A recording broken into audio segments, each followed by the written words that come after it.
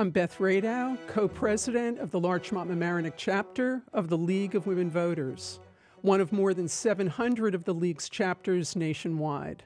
For more than 1 century, the League of Women Voters' top priority to promote and protect each citizen's right to vote has remained on message. Today, voters nationwide can access the League's comprehensive online voting tool through vote411.org by providing a residential address and zip code. The next hurdle is how to connect each citizen's right to vote and the tools to vote with a reason to vote. Anticipating the nation's 250th birthday and the 2026 midterm elections, this question took on special meaning. The creative spirit lives in each of us. Freedom to create feeds the soul, sparks progress, and powers the world. The founders' commitment to free expression is inscribed in our nation's First Amendment to the Constitution. By voting for representatives committed to these ideals, we the people can more fully live up to our individual potential and the promise of our nation's aspirations. With those thoughts in mind, I asked local professional visual artists affiliated with the Mamaroneck Artists Guild and Mamaroneck High School artists to create art on the theme of what democracy looks like to them. Consistent with the League's nonpartisan mission, the only limitation was to make the art nonpartisan. Next, in collaboration with community members, the Art of Democracy came to life. A Saturday afternoon art gallery show at Palmer Art in Larchmont, surrounding guests with original art, live music by acclaimed guitarist Bob Curiano, poetry readings by Village of Mamaroneck's Poet Laureate, Melissa Joplin Higley, and refreshments. Guests contributed their own art to a community canvas on the theme of democracy, created outdoor chalk art with Mamaroneck artist Hugh Yeaman, and contributed an original line to a community poem on the theme of democracy, later curated by Melissa. In addition to the artists who created art specifically for this show, we welcomed artist-in-residence Debbie Taylor-Kerman and local pop artist Michael Albert. We paused midway through the afternoon to hear from Town Clerk Allison May about voting options, voter safety, and the use of vote411.org to make a voting plan. Resident poll worker Ann Good spoke to the value of poll working and encouraged guests to sign up for poll worker training. Co-President Louise Perez provided voter registration forms, the voting schedule, and answered questions about the upcoming election. Guests flowed in all afternoon to meet the artists, experience the art, create art themselves, move to the music, visit with friends, and make new acquaintances. To get a sense of the resounding joy that permeated the space, this episode of This Is What Democracy Looks Like captures highlights of the afternoon. Change will not come if we wait for some other person or if we wait for some other time. We are the ones we've been waiting for. The health of the democratic spirit itself is at issue, and the renewal of that spirit is the urgent task at hand. The very identity of our nation depends on the passing of civic ideals to the next generation.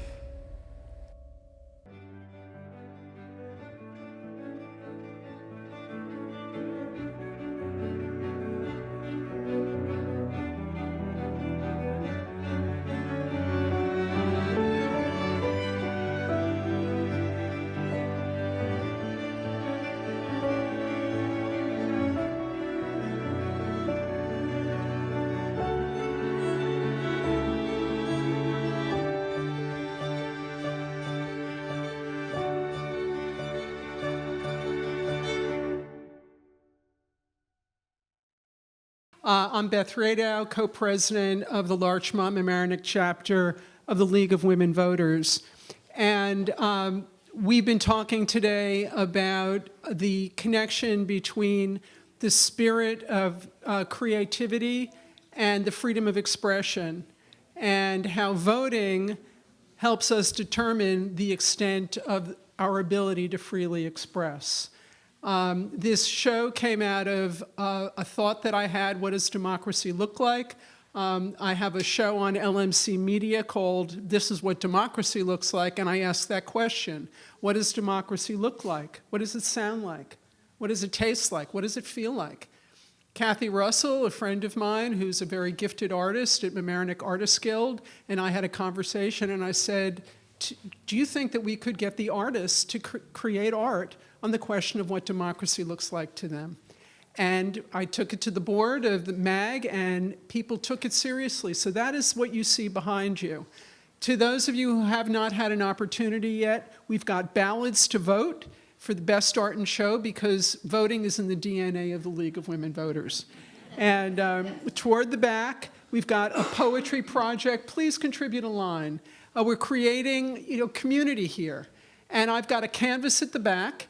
Please scribble, draw, write something on it. We're creating something as community. In terms of voting, we have vote411.org. There's a QR code now. We don't have a catalog anymore. You can take out your phone and do this, and this will give you all the information on registration, on learning about early voting, exploring your day of voting options, researching the candidates, and sharing your plans. Please vote on Election Day, and thank you so much for coming. So my name is Melissa Joplin Higley. I am the Mamaroneck Poet Laureate. I'm very happy to be a part of this event. And I have curated poems by American women poets in honor of the League of Women Voters. They range from the 1800s to contemporary voices from poets who are still writing today. The first one I want to read is actually one of my own. It was published last year in a journal called Rise Up Review. It's called Consider the Pendulum. Displaced from equilibrium by force, then released, the swinging begins. Changing direction when reaching one end, then the other. We, the people, form the bob on the rod, wear our path, fix feeble hope to moments of peace. The stasis where we center in the arc, before we glide up, run out of motion, return to downswing. If we can learn to tolerate each shift of direction, the ears inner churn, the sick stomachs lurch, perhaps we can harness the pendulum's power, this sweeping flight of extremes, and launch together our voices upon the churning wind. We're going to go back in time a little bit to Catherine Rolston Fisher. She lived from 1871 to 1950. She was a suffragist and a writer. And in 1917, she was arrested along with dozens of suffragists for picketing the White House and was sentenced to 30 days in the Occoquan workhouse. This is called Thoughts in Jail. Prisoners are we, American citizens imprisoned for daring in the name of democracy to protest against the continued denial of the right of self-government to 20 millions of the American people. We lie in a dungeon long ago abandoned and condemned, just as politically we are held imprisoned in a subjection, abandoned and condemned by every other nation of English speech and spirit.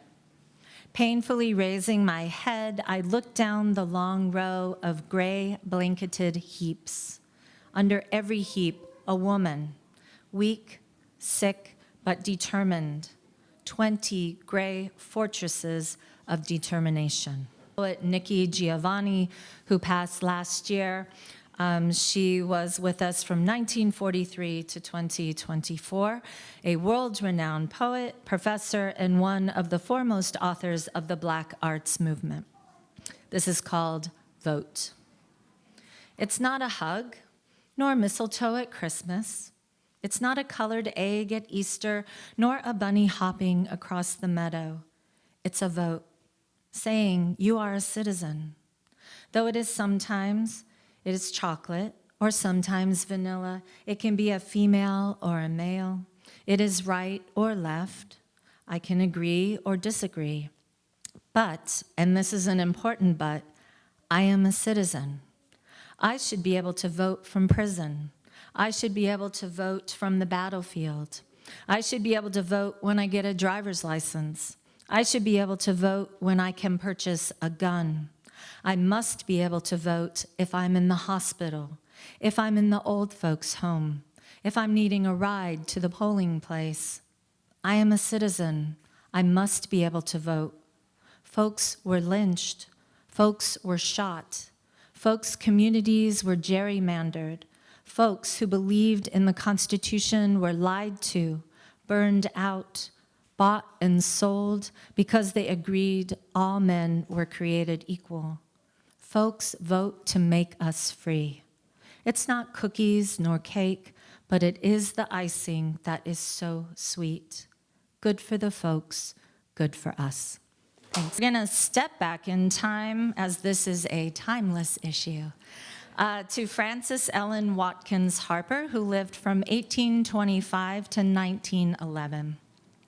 She was a poet, fiction writer, journalist, and activist, and the only child of free African American parents. This is called Songs for the People.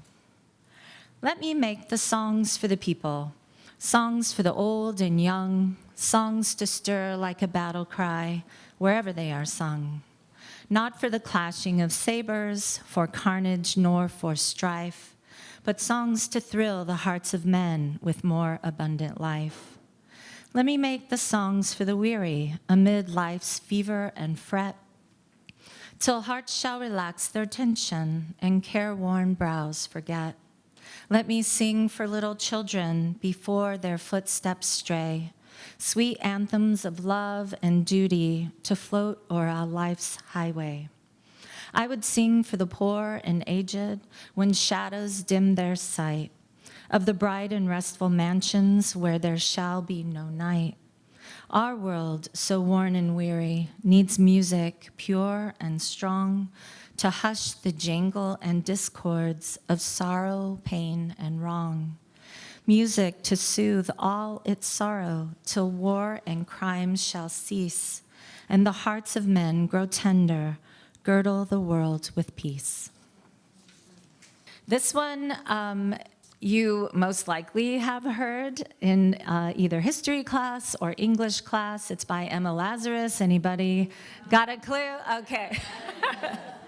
So she lived from 1849 to 1887, so stepping back. She was a Jewish American poet and translator, and this poem is a sonnet. It is inscribed on a plaque on the pedestal of the Statue of Liberty monument. This is the new Colossus. Not like the brazen giant of Greek fame, with conquering limbs astride from land to land. Here at our sea-washed sunset gates shall stand a mighty woman with a torch, whose flame is the imprisoned lightning, and her name, Mother of Exiles. From her beacon hand glows worldwide welcome. Her mild eyes command the air-bridged harbor that twin cities frame. Keep, ancient lands, your storied pomp, cries with silent lips. Give me your tired, your poor, your huddled masses yearning to breathe free, the wretched refuse of your teeming shore. Send these, the homeless, tempest-tossed to me. I lift my lamp beside the golden door. Thank you. I want to introduce you to Michael Albert briefly before we do our voting. Hello, everybody. Such a great honor to be here. I want to thank Carlos and Abby for putting this all together. And I have a couple of collages that I've made. I love doing collages on the subject of history, American history. And if you go back there, there's a canvas of the Declaration of Independence, my pop art, consumerism, collage interpretation of the Declaration. And then there's 5 collages which spell out the entire preamble to the Constitution. And then there are some little American flags I made out of red, white, and blue packages. I use colorful cardboard consumer brand packaging to make my collages. And Carlos does all of my framing. He's incredible. He's the only one who understands me. And we've been working together since 2008, and it's a great honor to be here. And I loved the poetry reading before, and I can't wait to hear some more poems a little bit later. Thank you so much. Debbie Taylor Kerman, please come up and say a few words about your art. I can't decide which one I like better. Hi, everybody. So nice to see you all. Thank you so much for coming out. My name is Debbie Taylor Kerman. I'm Scottish. My accent's still there, tiny wee bit. I've been in New York City for 31 years, and I live in Harlem. And I am what I refer to myself as an abstract figurative artist. And so I create abstract art, and I build layers and layers and layers.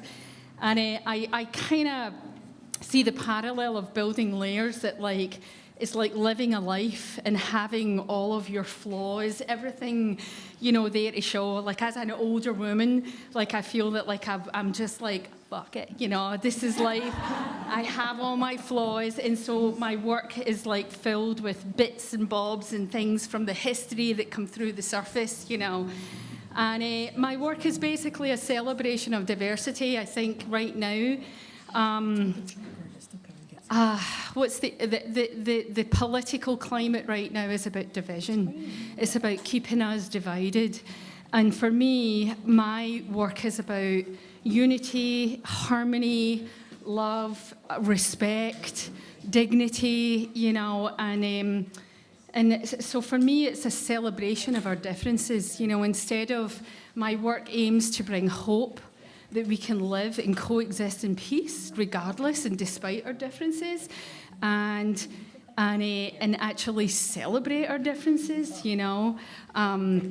My personal experience is I'm a Christian. I grew up Christian. My husband's Jewish. Our babysitter of 20 years was Muslim, and we did all of the holidays, And I live in Harlem, and I live in one of the most diverse neighborhoods, and I absolutely love being a part of that community. My kids went to public school in Harlem, and I was very, very hands-on there. And so to me, building bridges and creating unity is my life's mission, And so this divisiveness that's happening in the world, and especially in our country right now, is it's heartbreaking, So I live in my little bubble of hope, creating all of these pieces that are just about people that maybe would never normally be together, that are brought together, I mean, this piece, for example, this is, I felt like in this climate, so many people are afraid to show who they are. Like my babysitter, like I said, she is a Muslim, and she wears a scarf. And she told me for the first time in her life, she's terrified to wear her scarf in the subway. She's always felt safe. And so for me, I want to take pride in my heritage. I do take pride, but I've got a lot of privilege because I'm white, I'm Christian, and I'm a woman, and I get this privilege. I can walk around wearing tartan without anybody complaining. People celebrate. But when people are wearing something that's, that's less accepted by what's happening in this country, it's dangerous. It has become dangerous, So my work is a celebration. It's a celebration for unity and hope and to coexist in peace. So, thank you. Allison May, Town Clerk, please join us. Thank you. Thank you, everyone, for coming out. I'll be rather quick, but I did want to cover a few things. Part of what democracy is to me is the ability to vote. And I consider it an honor to vote in every election. And I want to make sure that everyone has all the information that they need to vote locally, because your vote really matters. I was speaking to someone earlier today, and I was explaining that in a presidential election, we might get 16, 17,000 people in the town of Mamaroneck out to vote. But in a local small election, we might only have 4,000 people that vote and decide on who is helping make those decisions on your roads, your recreation, developing your laws and policies for your daily life. So it can really make a huge impact, your one vote, particularly in a local election. So I just wanted to point out the vote411.org. You can go there, and the first step is really to ensure that you're registered. So be sure to check early that your registration is set and good to go. You can also check where your polling place is and what is on your ballot there. And you can also learn about who's running in your election. And then you have 3 different ways you can vote this year. As usual, you can vote in the early voting. And in early voting, you'll have 9 days that you can vote in 26 different locations throughout Westchester County. So if you're a registered Westchester County voter, you can be working in Peekskill or White Plains or Hastings-on-Hudson, and you can go to their early voting center, or you can come to the town center any of those 9 days, October 25th through November 2nd, and come vote locally. The second way you can vote is through mail-in ballot, or what we used to call absentee ballot. So that's a little bit different this year. You can also go to vote411.org and ask for your absentee or mail-in ballot.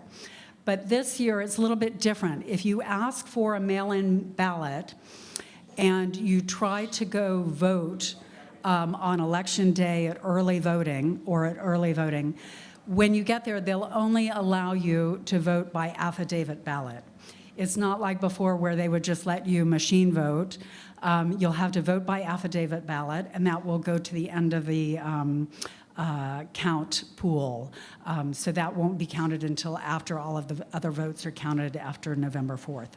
So I wouldn't suggest that you ask for an absentee or mail ballot unless you're really out of town, you're disabled, or you're caring for someone who's disabled, or there's some other reason that you can't make it to the polling place. And then, of course, the last option you have is to vote on Election Day on the 4th, and you should check your polling place on vote411.org to see where you should vote. We have had some changes. For example, we have the senior center is under construction, so that won't be a polling place this year. So be sure to check, make a plan, really, to vote. Make sure you're registered, decide when you're going to vote, and check on where you're going to vote, and that's the best way to make it happen. Could you talk about the voter safety? So voter safety, a few years ago, we decided that we wanted to ensure that everyone felt comfortable and safe while they were voting. So we, on Election Day, we now have police presence just in the parking lot, making sure that everyone feels safe and secure, and they're on hand to help if there's any concerns or questions. We try to keep them out of the polling or the voting area so that people don't feel intimidated, because we don't want that to happen. But we do want everyone to feel safe and secure while they vote. So we'll have questions after, but I think, would you like me to introduce Ann? That'd be great. So next, I think we have Ann Good, who's here to talk a little bit about poll worker training and another way that we ensure that your vote is safe and secure. Hi there. My name is Ann Good, and the other key piece is making sure that there is access to the polls, that it's open and widely available. So what I do is I'm a stay-at-home parent and a former lawyer. And after the 2020 elections, when I saw a lot of representation in the media of people waiting very long times and just a lot of burdens to get into the voting place, I became a poll worker, and I find it hugely gratifying. It is seeing democracy in action, and it's a highlight. It's a great day. It's a long day, and I'm here to just encourage anybody that is interested in Training, Westchester County, I'll have some papers over here. It's about 6 a.m. until 9 p.m. With a lunch break. And you can do it in your own community or outside your own community if you prefer. And they'll train you. And it's just a very gratifying way to see and support our democracy. Thank you. Thank you, Allison, and thank you, Anne. We've got some more time to just enjoy. I would really encourage people to contribute to the community art and poetry. We're going to publish the poem, and hopefully we'll be able to display the art, and we're very grateful to having you all here. We even have one of our representatives here, Congressman George Latimer. So tell us, what do you think about the show? I think it's fantastic. I am really inspired. We've got such a nice turnout, and I think that the entries are just so varied. And I didn't catch the name of the Scottish artist, but I love her work. Debbie Taylor Kerman. I think it's excellent, excellent. Yeah, so I appreciate it. I'm so glad. I think it's been very exciting. Thank you. That's wonderful. Thanks for coming. Thank you. Thank you for doing this. I would appreciate You're welcome. Tell me about the show. What do you think about it? I think it's fantastic. I love that the artists contributed and were able to make these creations thinking about what democracy means. I think it's great. Something I would never have expected.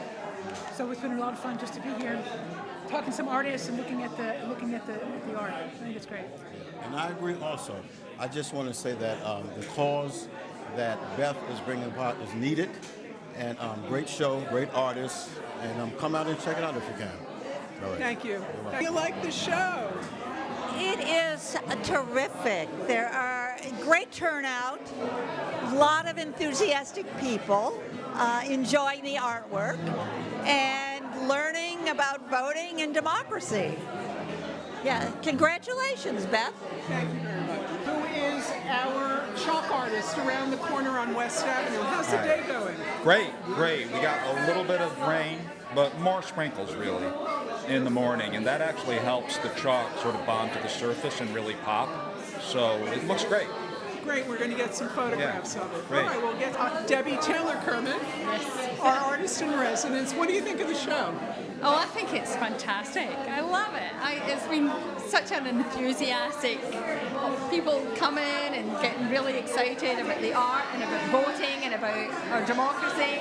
I mean, what's not to love about that? Yeah, I'm thrilled. I'm thrilled with the turnout. People love your art, and look at the buzz. I mean, the room is pretty lively. There are people who came especially to meet you. Did you get a chance to see Yes, I did. Yeah. It's very nice. It's always nice when people come from afar to come and see your work. It feels good, nice. right? Yeah. Well, thank you so much. Oh, you're welcome. Thank you for having me. You're welcome. I think it's very well inspired by you-know-who. Thank you, ma'am, for having me. And, I'm glad I can provide the proper ambiance for this event, and I hope to do more. Okay, me too. Thank you so much for being here. Kathy Russell, artist of this painting right here, Celebration, whose work hangs in my house, multiple places. Yes. And it was Kathy who I spoke to initially to reach out to the board. So, you helped me get the ball rolling. I did, and it worked out beautifully. What do you think about this? I think it's a great collaboration, and it's a nice grouping of art forms. You really grouped it together beautifully, and the poetry, it's wonderful, absolutely wonderful. Well, the art and democracy is great. Yeah. Beautiful. Well, thank you for being here. You're I'm gonna give you a hug. welcome. Red, white, blue. That one's white, blue, red. That's that what one's you blue, want. red, white. So that's variations on a theme in the beginning, and then each one grows organically from a similar seed, but it changes as it goes outward. So it's a very simple idea that I came up with to represent how democracy starts with this seed, and then we build layer upon layer upon layer of different ideas that we bring in to the melting pot, and it comes out to be something beautiful but different.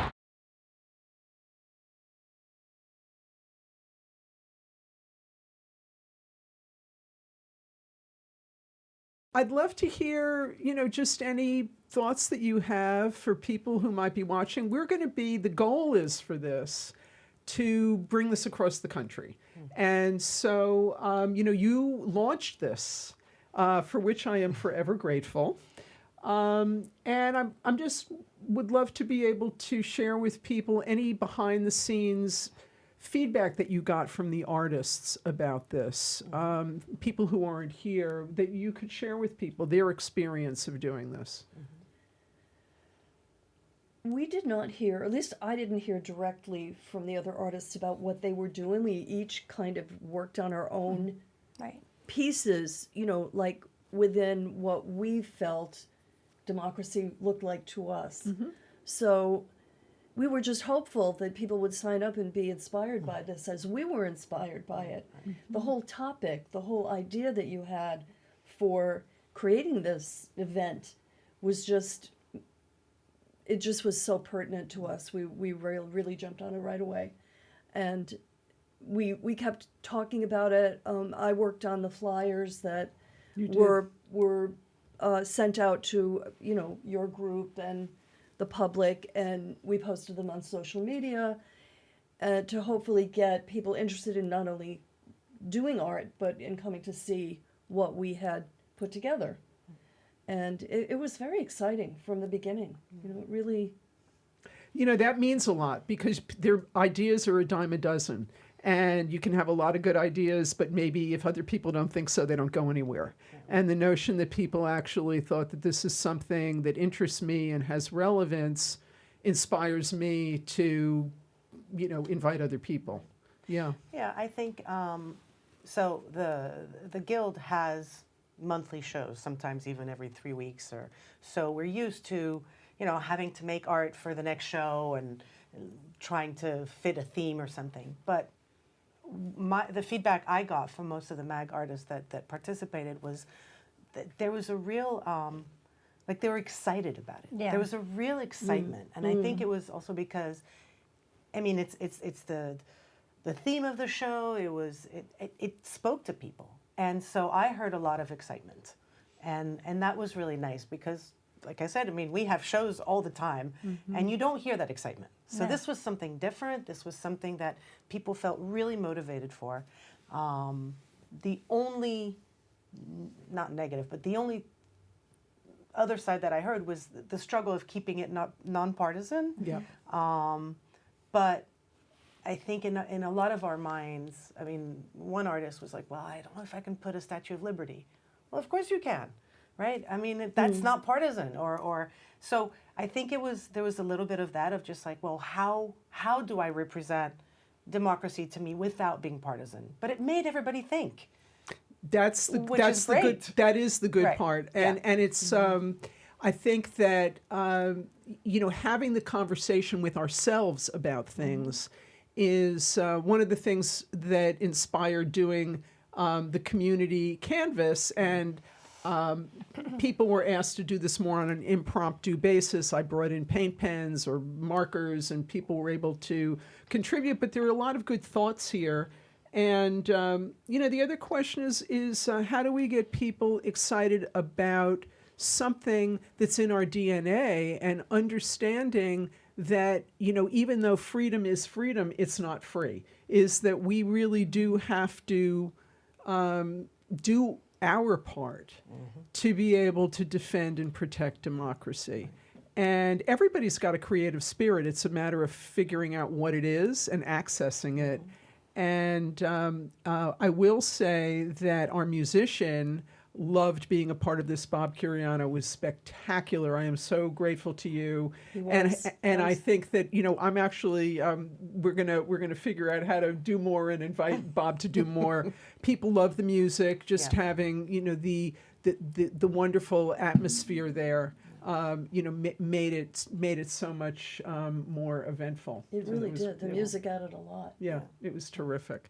Is there anything else you wanted to add or ask? Yeah, it seems to me like it's like having a silver lining. Usually when difficult and challenging situations arise, it helps to trigger certain reactions, certain activity. And art is expressive, and to see people express when they go out to a demonstration, they go to a variety of different places. For instance, at the Yonkers demonstration, it seems that the energy and the sort of the negativity sometimes elicits a positive energy from people. Yes. Action, activity, getting together. That, for instance, for myself, I'm not a person that gets involved with a lot of stuff, but yet, because of what's happening, like a little bit of me came out in this event, and now I'm looking forward. I think there's going to be a fall for art, a demonstration in November, and there's going to be a variety of different activities.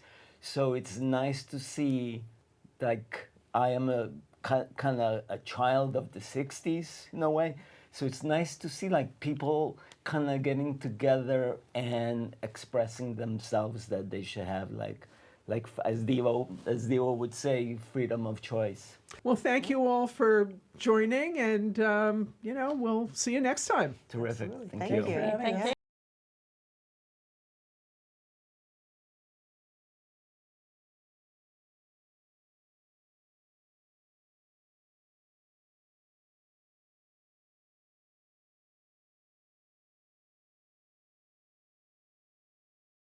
We're here with Melissa Joplin Higley, the Poet Laureate for the Village of Mamaroneck.